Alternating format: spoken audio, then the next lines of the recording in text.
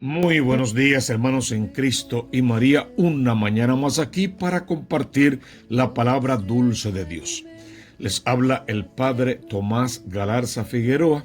Hoy es lunes en la semana número 33 del tiempo ordinario. Comenzamos a leer el libro del Apocalipsis justamente al final de este tiempo ordinario, en la última semana, porque ya el próximo domingo será la solemnidad de Cristo, Rey del Universo. Hoy en el libro del Apocalipsis vamos a leer el capítulo 1, versos 1 al 4, al capítulo 2, versos 1 al 5a. Es bien importante esta introducción del Apocalipsis. Juan, que es su autor, es el que nos está hablando. No olvidemos que Juan es el apóstol del amor. Entonces, desde el amor también va a escribir este libro, que es el libro que clausura, por decirlo así, la revelación, y que es un libro interpretativo, no puede ser leído de forma literal, porque es mucho más lo que quiere decir a nivel espiritual que lo que dice en las simples palabras humanas.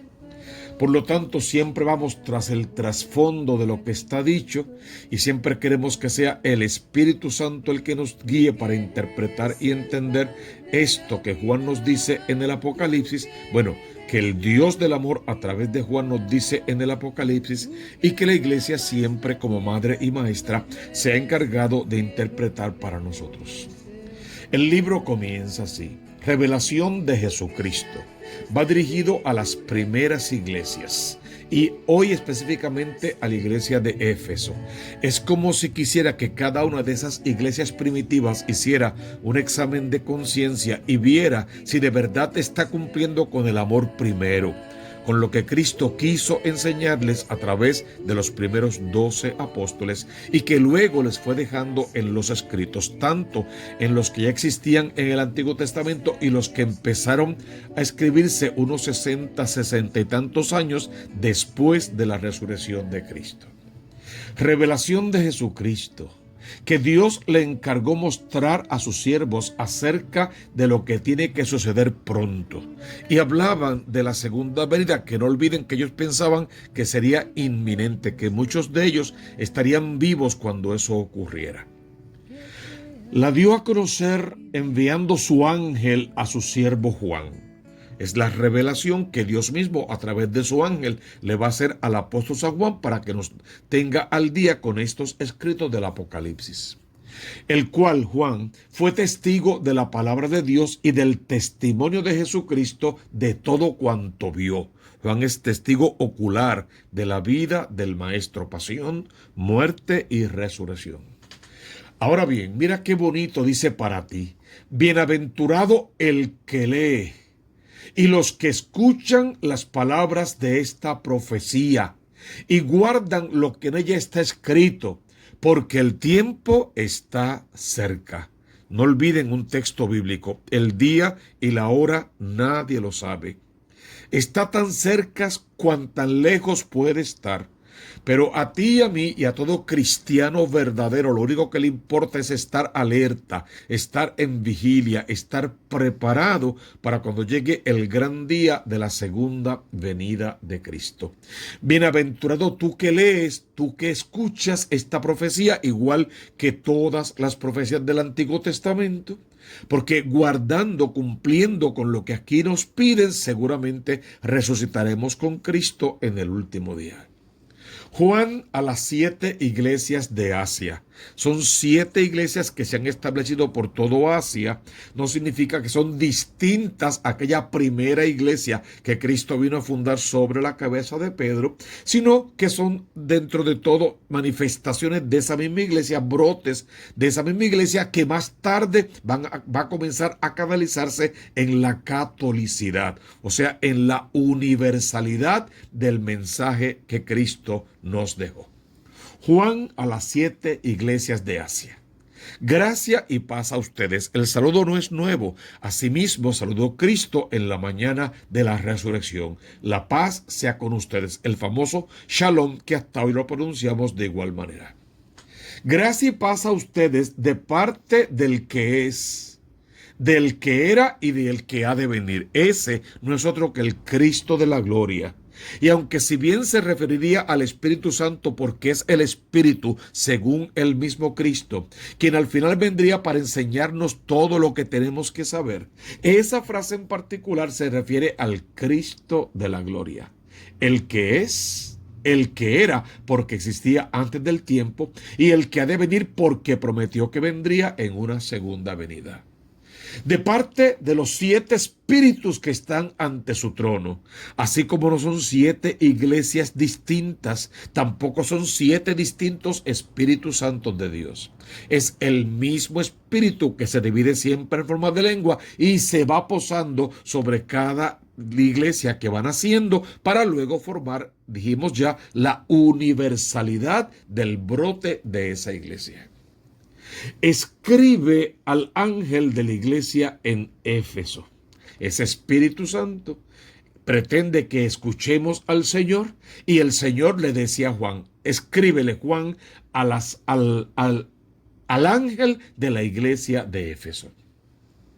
Esto dice el que tiene las 7 estrellas en su derecha, el que camina en medio de los 7 candelabros de oro.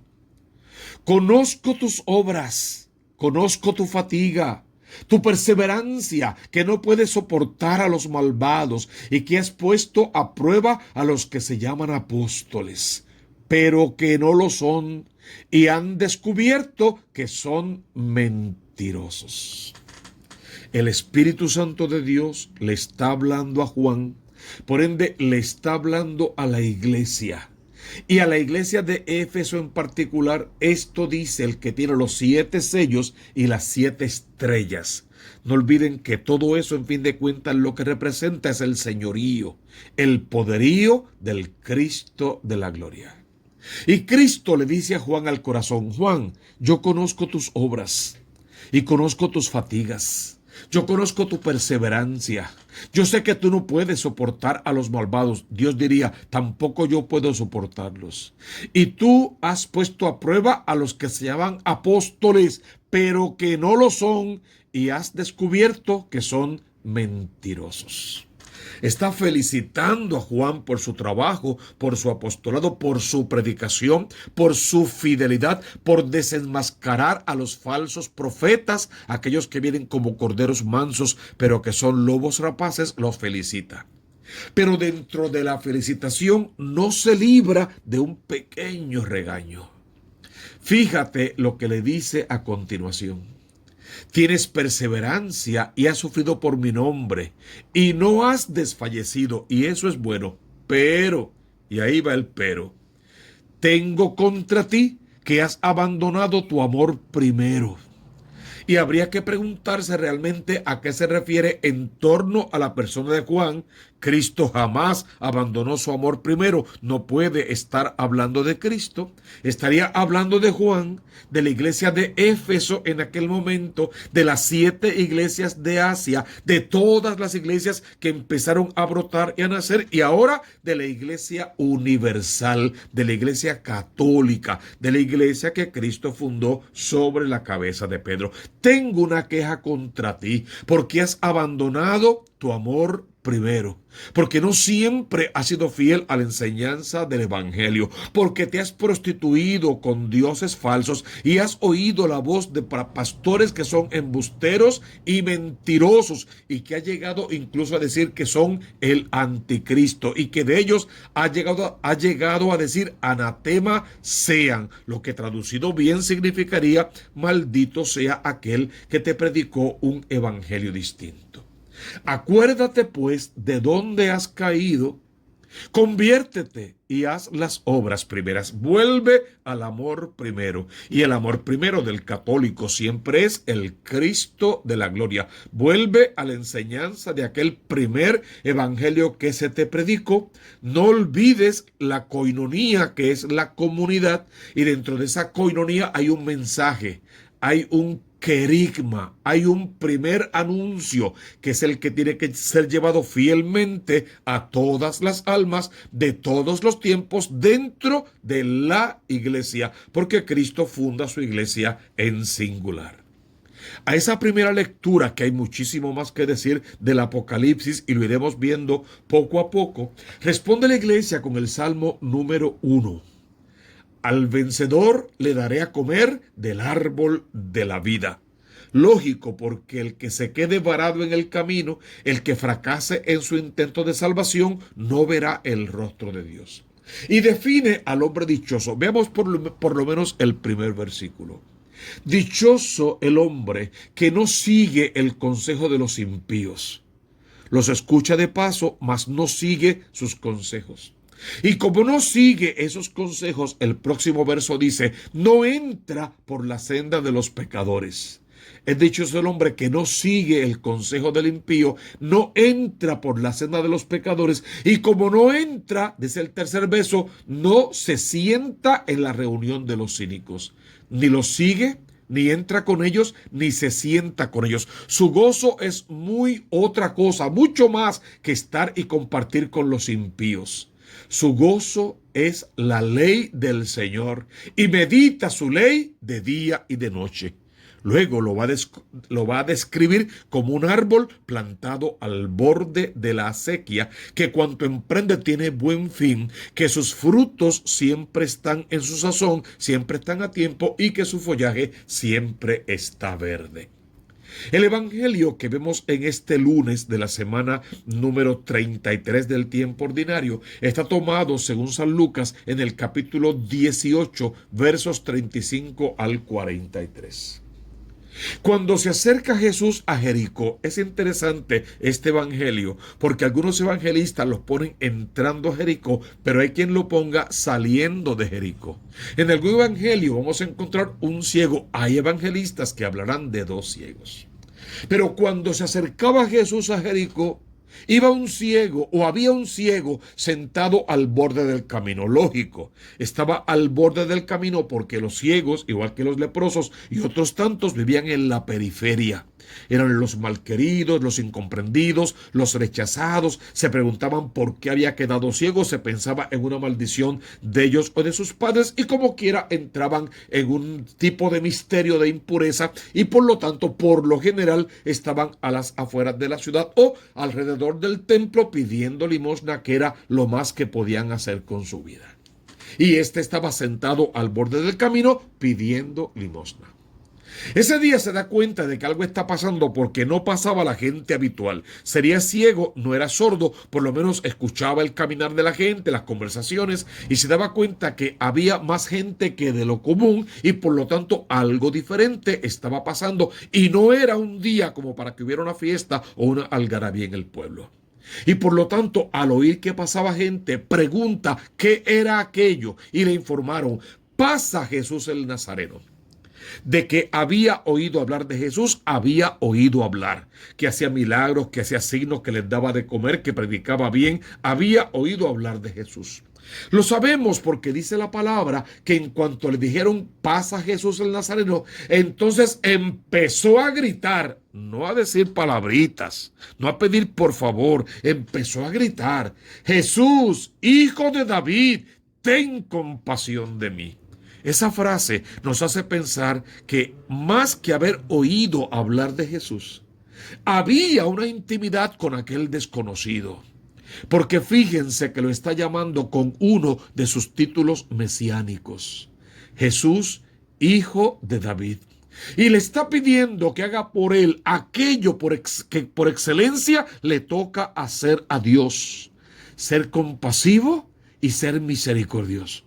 Si este ciego que no veía había visto en la persona de Jesús al Hijo de David, o sea, al Mesías, y había visto en su corazón que ese es Dios, porque le estaba pidiendo que tuviese con él una característica esencial del Dios del amor: misericordia, compasión. Jesús, hijo de David, yo no puedo ver, dame lo que tú tienes de sobra, dame tu compasión, dame tu misericordia. Pasa algo interesante. Los demás no habían visto en Jesús lo que este ciego sí había visto. Y en lugar de ayudarlo para que se acercara a Jesús, se lo impedían, lo regañaban. Cállate, no molestes al maestro, ya silénciate, ciego inútil, miserable. ¿Quién sabe el pecado que cometiste para que seas ciego? Y quién sabe cuántas cosas más. Porque muchas veces los que nos creemos salvos, nos creemos con derecho a condenar, a juzgar, a maltratar, a rechazar y hasta odiar a los que creemos que están en pecado. Y es una pésima interpretación de la palabra viva de Dios. En lugar de ayudarlo, se lo impedían. Pero él no se dejó.